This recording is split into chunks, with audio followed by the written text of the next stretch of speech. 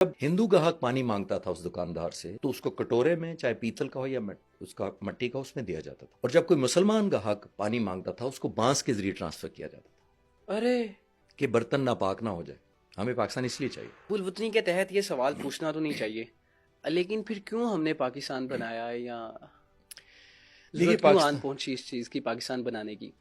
پاکستان اس لیے بنایا تھا کہ جب برٹش نے ہندوستان پہ قبضہ کیا تو ورلڈ اکانومی میں ہندوستان کا 24% حصہ تھا، اوکے، متحدہ ہندوستان کا۔ درست، ٹھیک ہے، جب برٹش گئے تو وہ 3% تھا۔ اوکے، ہمیں اس لیے ملک چاہیے تھا کیونکہ ہمارے سارے ریسورسز کو باہر کنورٹ کر دیا۔ ورلڈ ٹریڈ میں 27% انڈیا کا حصہ تھا، ارے and it was left to 3%۔ جب وہ برٹش یہاں سے گئے ہیں تو ورلڈ ٹریڈ میں ہندوستان کا 3% تھا۔ اس کا مطلب یہ ہے کہ آپ کے ریسورسز دوسرے لے گئے۔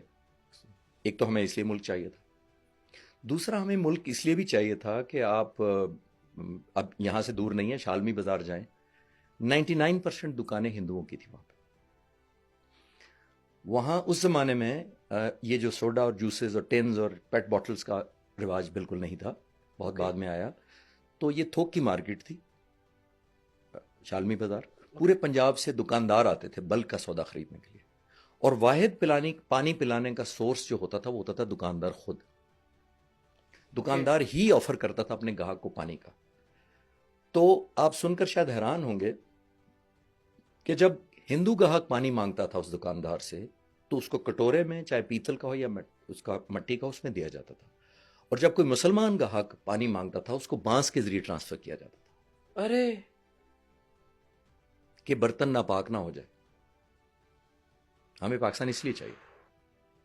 انگریزوں کے زمانے میں آپ کو ایک سرٹیفکیٹ انگریز ایشو کرتا تھا، میرے پاس ہے، میں آپ کو دکھا سکتا ہوں۔ اس پہ لکھا ہوتا تھا کرسی نشین سرٹیفکیٹ تھا۔ کرسی نشین کا مطلب یہ تھا کہ اگر آپ کو یہ حکومت برطانیہ نے یہ سرٹیفکیٹ دیا ہے تو جب آپ سرکاری دفتر جائیں گے تو آپ کو ایک کرسی آفر کی جا سکتی ہے، وگرنہ نہیں ملے گی، زمین پر بیٹھیں گے، کھڑے رہیں گے، کھڑے رہیں گے۔ This was the sense of entitlement یا ڈیپریویشن ہمارے لوگوں سر یہ تو بالکل انسانوں والا سلوک نہیں تھا۔ میں۔ ریلوے اسٹیشن کے اوپر پانی کے واٹر ٹیپس علیحدہ علیحدہ تھے، مسلمانوں کے ہندو لیے واٹر، مسلم واٹر۔ اس لیے ہمیں چاہیے تھا ملک۔ تو مسلمانوں کو میں اکثر بچوں سے بھی کہتا ہوں اور آپ کو بھی عرض کروں گا کہ دیکھیے، ہم سمجھتے ہیں کہ ہمیں اسلام کے نام پر ملک لے آئیے، لیکن میں جب بچوں سے پوچھتا ہوں کہ یار اسلام کے نام پہ کیا؟ آپ نماز نہیں پڑھ سکتے تھے؟ بچوں کو نہیں پتا ہوتا۔ آپ زکوٰۃ نہیں دے سکتے تھے؟ بچوں کو نہیں پتا۔ آپ حج نہیں کر سکتے تھے اس زمانے میں؟ سب کچھ کر سکتے تھے۔ دی میجر پوائنٹ جو ڈفرنس ہے آپ کا پاکستان لینے کی وجہ حضور یہ تھی کہ جو مسلمان ہونے کی وجہ سے آپ کو حقوق آپ کے جو سلب کیے جاتے تھے، مسلمان ہونے کی وجہ سے آپ کو نوکریاں نہیں ملتی تھی، آپ کو بڑے اپائنٹمنٹ نہیں دی جاتی تھی، آپ کو ڈیسیژن میکنگ نہیں جاتی تھی، آپ بیوروکریسی میں نہیں تھے، آپ پالیسی میکنگ میں نہیں تھے، آپ لوڈر تھے، آپ کلی تھے، آپ مالی تھے، مسلمان، کیونکہ آپ مسلمان ہیں۔ تو اس کی انٹرپریٹیشن میری بڑی ڈفرینٹ ہے۔ بچوں کو جب میں پوچھتا ہوں اسلام یا پاکستان کی چاہتا اسلام کے نام پہ بنا، میں کہ بیٹا اسلام کا کیا مطلب آگے؟ اسلام کے نام پہ لا الہ الا اللہ کے لا نام الہ، تو لا الہ تو آپ پہلے بھی کہہ سکتے تھے۔ میں کہنا یہ چاہ رہا ہوں کہ جو لا الہ کہنے کی وجہ سے آپ کو پنشمنٹ ملتی تھی، آپ کو ڈپرائیو کیا جاتا تھا، جو اکنامکس گروتھ یا اسٹرینتھ میں مسلمانوں کی ہارڈلی کوئی کنٹریبیوشن تھی۔ ہمیں اس لیے ملک چاہیے تھا۔ ہمیں یہ بھی تو کبھی بچوں کو بتانا چاہیے نا، سر یہ 5 وقت نمازیں پڑھنے کے لیے تو نہیں کہ 5 سے ہم 6 نمازیں تو نہیں نعوذ باللہ کر سکتے ہم۔ سر یہ باتیں تو ہمیں بتائی نہیں گئی۔ یہ تو وہ باتیں ہیں جو مجھے لگتا ہے کہ ہمیں ابھی بھی لگ رہا ہے کہ یہ تو کہانی والی باتیں ہیں، جی ایسا ہوا ہی نہیں ہوگا۔ ایسا ہی شالمی بازار کی میں نے آپ کو مثال دی ہے، اس لیے ہمیں ملک چاہیے تھا۔ اب آپ شالمی بازار میں دیکھ کوئی سوچ سکتے ہیں کہ سارے مسلمانوں کی الحمدللہ بانس کے ذریعے پانی نہیں دیا جاتا، آپ کی ڈسکرمنیشن نہیں ہے، آپ کی جاب اپرچونٹی جیسے بھی ہیں۔ دیکھیے امپورٹنٹ چیز یہ ہے کہ پاکستان قائد اعظم کیسا چاہتے تھے اور آج کیا ہے، یہ ایک علیحدہ ڈبیٹ ہے۔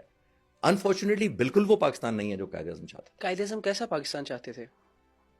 میں نے عرض کیا قائد اعظم نے بہت ہسٹری بہت زیادہ پڑھی تھی، جو ابھی میں نے آپ کو پرسنٹیج بتائی، برٹش ٹائم پہ یہ اکانومی تھی اور یہ ٹریڈ گلوب ٹریڈ میں ہمارا حصہ تھا۔ قائد اعظم کو پتا تھا کہ یہ ملک کو لوٹا جا رہا ہے، اس کے ریسورسز، اس کے منرلز، سب کچھ لے کے انگلینڈ لے جاتا ہے، ان کو ویلیو ایڈ کر کے اپنے نام سے بیچتا ہے. میں ایک دلچسپ بات یہاں کا اور ایڈ کرتا چلوں. ورلڈ اکانومی میں انگلینڈ کا انڈیا آکوپائی کرنے سے پہلے کنٹریبیوشن تھا 1%. اوکے. انڈیا 27% کہہ رہا ہوں میں، اور انگلینڈ کا اپنا تھا 1%. 1%. جب ہندوستان کو چھوڑا ہے آخر میں ورلڈ اکانومی میں انگلینڈ کا حصہ تھا 10%. 10 ٹائمز انگلینڈ کی اکانومی بڑی. اور انڈیا نے اس زمانے میں بہت سارے ملکوں پہ قبضہ کیا ہوا تھا، اور وہ کچھ افریقہ کے تھے جو قابل ذکر نہیں تھے. اگر کوئی قابل ذکر تھا تو وہ یہ تھا، یہ ملک کاؤ جو تھی، یہ اصل کاؤ تھی جس کے ذریعے انگلینڈ نے اپنی اکانومی 10 گنا زیادہ بڑھائی. تو قائد اعظم جیسے بندے کو پتا تھا کہ ہماری اکانومی، ریسورسز اور ساری سہولیات پہ تو انگریزوں کا قبضہ ہے، اور مسلمانوں کو آؤٹ آف دا 2 تو ہم تیسرے چوتھے نمبر پہ ہیں. کیٹیگرائزیشن آف دا سٹیزنز، پہلے انگریز ہیں، پھر ہندو ہیں، پھر کچھ اور، پھر ہم آتے ہیں. تو انہوں نے کہا اس لیے ہمیں چاہیے تھا کہ یہ تو ہم پھر ساری عمر محکوم رہیں گے. کیوں قائد اعظم کانگریس میں ہوتے ہوئے کانگریس چھوڑی اور مسلم لیگ بنائے؟ اس لیے کہ ان کو پتا تھا کہ ہم صرف ماسٹرز نہیں بدلنا چاہتے، کہ پہلے ہمارے انگریز ماسٹرز ہیں، اب ہمارے ہندو ماسٹرز ہیں. سر اس کے بعد بہت سارے لوگ پاکستان میں آئے بھی بننے کے بعد جو کانگریس میں تھے، جی ان بالکل. کے آنے کی وجہ کیا تھی پھر؟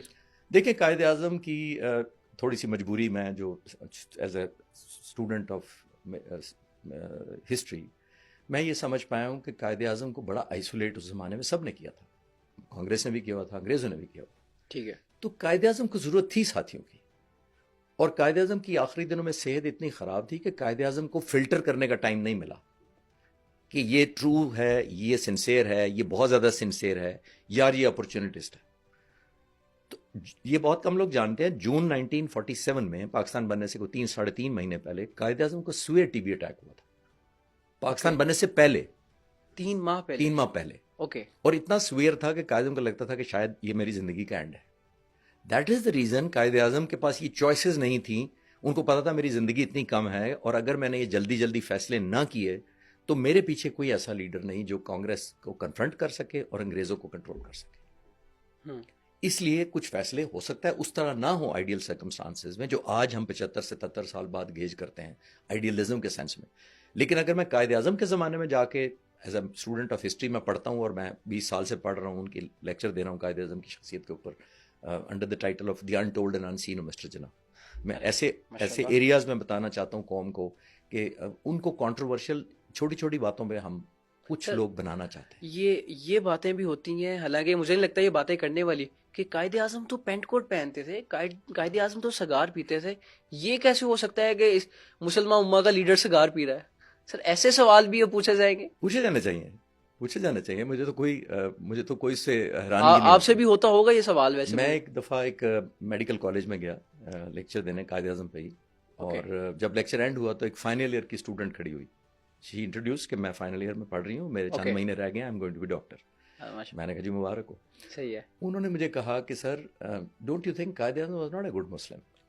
یہ اس بچی نے مجھے کہا اچھا ہی was not a good Muslim, تو واٹ ڈو یو تھنک، آپ کا کیا خیال؟ تو میں نے ان سے پوچھا، میں نے بچی کو کہا، میں نے کہا آپ ڈاکٹر قدیر خان کو جانتی ہیں؟ تو ظاہر بچی نے کہا جی سر. میں نے کہا کون تھے؟ انہوں نے کہا وہ نیوکلیر سائنٹسٹ تھے. میں نے کہا کیا کیا انہوں نے کہا انہوں نے ہمیں بم دیا پاکستان کو. میں نے کہا ٹھیک. میں نے کہا کتنی نمازیں پڑھتے تھے؟ تو اس نے کہا پتہ نہیں. میں نے کہا کتنی زکوٰۃ دیتے تھے؟ پتہ نہیں. میں نے کہا حج کیا تھا انہوں نے؟ پتہ نہیں.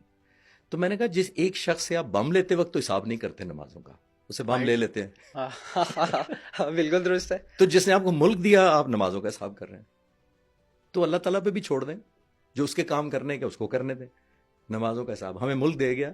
اور میں نے بھی آپ کو شالمی کی بتائی ہے پکچر، یہ قائد اعظم کے وسیلے سے بدلی گئی نا. 99% دکانیں اب نہیں، اب 100% مسلمانوں کی ہیں. آپ کو بانس میں پانی نہیں دیا جاتا.